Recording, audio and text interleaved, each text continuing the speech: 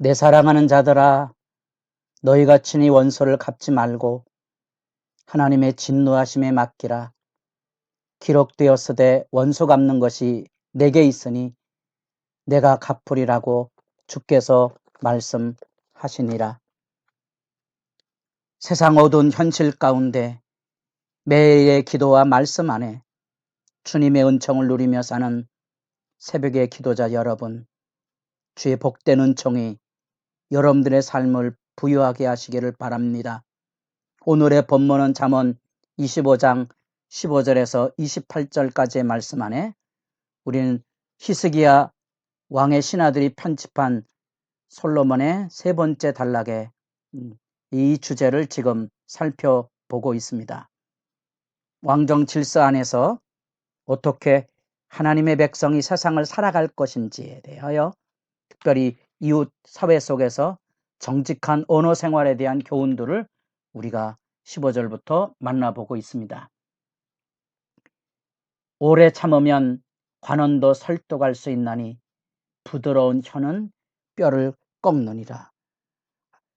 우리가 이 세상에서 지혜로운 말을 통하여 이 세상의 불의와 모순과 압제가 지배하는 세태 안에 그리스도인들이 이 땅의 평화와 은총과 유익을 구하는 삶의 소중함이 그곳에 담겨져 있다는 사실이고요. 18절 말씀에 법정이나 거리에서 거짓말하는 사람들, 또 19절에 보면 공경에 처했을 때 배신자를 믿는 것과 같은 어리석음들, 그런 것들로 해서 벗어나도록 우리 스스로 바른 정직의 언어를 가지고 이 세상을 살아가는 삶의 지혜가 있대. 18절 자기 이웃을 쳐서 거짓 증거하는 사람은 방망이요 칼이요 뾰족한 칼이니라. 이 세상에 진실 없는 사람들이 행하고 있는 악의 실제 모습들을 이렇게 아주 선명한 악의 도구로서 설명을 하는데, 우리가 이런 말씀을 읽게 되면 예수님께서 그렇게 가르쳤어도 이 약한 바리새인들은 제사장들을 중심으로 해서 예수를 잡기 위해서 칼과 곤봉을 가지고 왔다는 사실을 기억하십니까? 세대가 얼마나 그악해져 있는지를 실제로 우리가 만나고 그 가운데 서는 자이고요.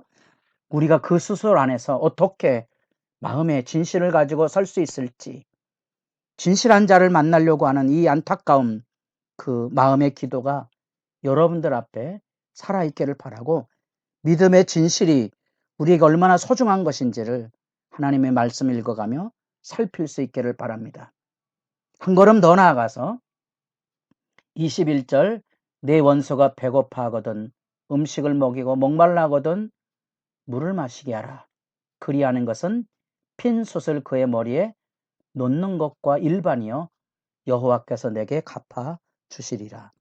구체적인 원수사랑의 명령을 들려주고 있는데 선으로 악을 이겨낼 것을 가르치고 있는 말씀입니다. 그리스도인다운 삶, 예수 믿는 사람들에게 들려지는 지혜의 언어입니다.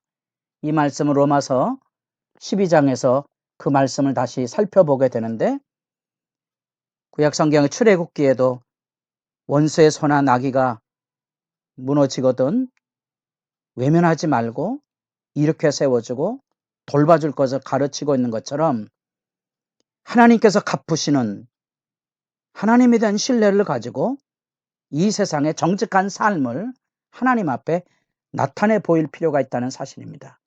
그런 점에서 이것이 원수사랑의 명령으로 들려주고 있다는 사실이고요. 이 숯불이라는 말은 굉장히 그 당대 문화로 보면 특별히 애굽의 문화 속에 속죄나 참회의 의미를 가지고 있어서 핀 숯을 그릇에 이고는 그런 모습을 통하여 속죄나 참회의 그 모습을 그려주고 있는 장면이고요. 문자적인 의미로 보면 그것이 이제 원수로 하여금 선을 입게 함으로써 오히려 그 마음에 수치를 느끼게 하고 마음의 고통을 느끼게 하는 언어의 상징 언어들이 말 속에 담겨져 있습니다.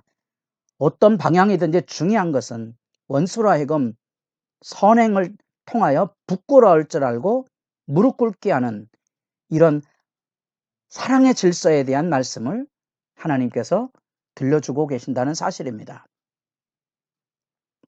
특별히 하나님의 백성들이 이 세상 안에서 화평과 의의 모습을 가지고 있어야 될 교훈들, 참수하는 혀가 가져다 주고 있는 아픔, 다투는 여인과 사는 그런 고통스러운 현실들, 그런 것들 속에 우리 지혜의 사람들이 어떻게 평화를 이루며 살 것인지, 특별히 참소와 다툼을 일삼는 사탄의 실제를 우리가 창세기 3장에서 만나보지 않았습니까?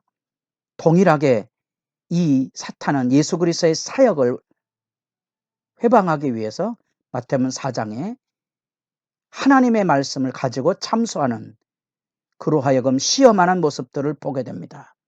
우리에게 필요한 것은 정직의 언어를 가지고 사람들 속에 평화를 이루고 선을 행하는 삶의 모습이 있어야 하고, 그 역사를 이루는 일에 있어서 배나도 여기 나타난 좋은 기별을 가져다 주는 사람, 그래서 목마른 사람에게 냉수와 같은 선한 소식을 전할 뿐 아니라 26절 의인이 악인 앞에 굴복하는 것은 우물이 흐려짐과 샘이 더러워짐과 같으니라. 신앙의 의의 등불을 바르게 가지고 서서 의인다운 결기를 분명히 가지고 서야 하겠지요. 흔들리지 않은 당당함의 믿음의 질서를 세워줘야 합니다. 종교개혁 전 개혁자라 우리 루터의 종교개혁 100년 전에 보헤미안을 중심으로 해서 사역했던 잔 후스가 종교개혁 사역을 하면서 마지막에 화형을 당하며 한 말이 있죠. 지금 나를 화형시키면, 후스의 별명이 거위거든요. 한 마리 거위를 태우는 것처럼 보이지만 이제 때가 되면 태우지 못할 백조가 도래할 날이 있을 것이라. 이 결기 어린 이 순교의 증언은 100년이 지나지 않아 이 땅에 새로운 신앙의 종교개혁의 혁명, 부패한 고용창을 타도했던 진리의 혁명이 일어났다는 사실입니다.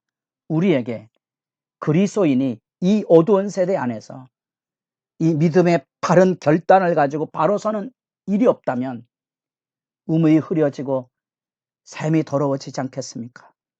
이런 말씀은 오늘날 그리스도인들이 빛과 소금의 역할을 감당하지 못한 아픔을 우리 모두가 공유하고, 어쩌면 이런 말씀 앞에 우리가 참여하고 거꾸러져야 될 모습들이 이 말씀 안에서 우리가 찾아야 될 기도의 자리가 아닌가 하는 생각해 봅니다. 뿐 아니라 27절 꿀을 많이 먹는 것이 좋지 못하고 절제에 대한 얘기를 들려주고 있고요. 28절에 자기 마음을 제어하는 지혜의 삶에 대한 절제도 함께 들려주고 있습니다. 말씀을 통하여 우리는 여러분의 기도가